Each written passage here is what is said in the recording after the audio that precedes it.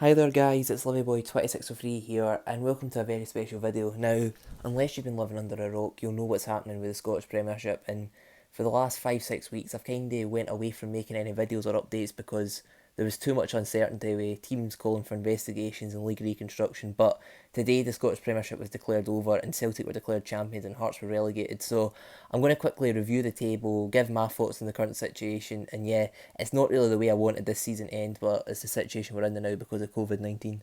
So the table was decided on average points, so that took into consideration Rangers' game in hand. So as for the top two, Celtic Rangers, I mean, at one point in this season it looked like the title race was going to be tight, but after the winter break, Rangers lost to Hearts, they lost to Hamilton, and Celtic got a 13-point lead. Celtic only dropped 10 points through the entire season, so in my opinion, Celtic deserved the title and were on track to win 9 in a row with or without the COVID-19. As for Motherwell, they've had an outstanding season, cannot criticise them the slightest. Third is a tremendous finish considering they were in the bottom six last year, so fair play to Motherwell, had a brilliant season. Some of their players have been outstanding.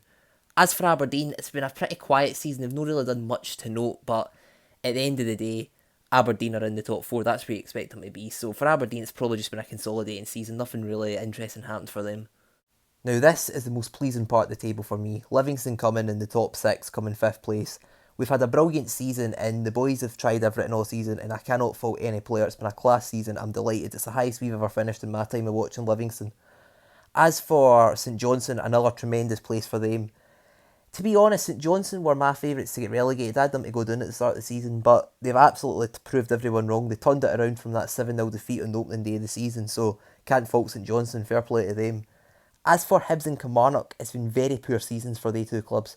You expect the pair of them to be top six challenging for Europe, and unfortunately for them, they didn't quite meet up to these standards. Now, Hibs falling out the top six, a poor result, but that'll probably be covered up because of the outcome of the other Edinburgh side. So, looking at the bottom four of the Premiership, three teams are no surprise, one team is a huge shock. Now, St Mirren came ninth, and that position probably does flatter them a wee bit considering the league ended at the right time to get them ninth, but at the end of the day, St Mirren fans aren't going to complain. They'll completely take that, and fair play to them. They moved up a few positions from last season. Ross County came 10th. For me, Ross County completely went under the radar this season. Like, I'll be honest, I forgot they were in the league until we played them. Not a bad thing to Ross County. They just had a really quiet season where they were never really in the relegation mix, but they were also never in the mix for top six. They were just kind of there. Nobody really had a rivalry with them in the league just because they stayed in the same position. But Ross County fans won't complain. Them staying in the top flight will be a good achievement for them. So fair play to Ross County. Hamilton Accies came 11th this year. There's no playoffs, so the old Scottish football thing lives on. Hamilton Accies can't possibly get relegated from the Premiership. I do say that though, Hamilton deserve to be in the Premiership. Every season they fight and fight and fight and grind out results at places like Ibrox like this season. So we can't fault Hamilton Accies for staying up. But that at the bottom, that is the biggest shock of the season. Hearts will be playing Championship football next season.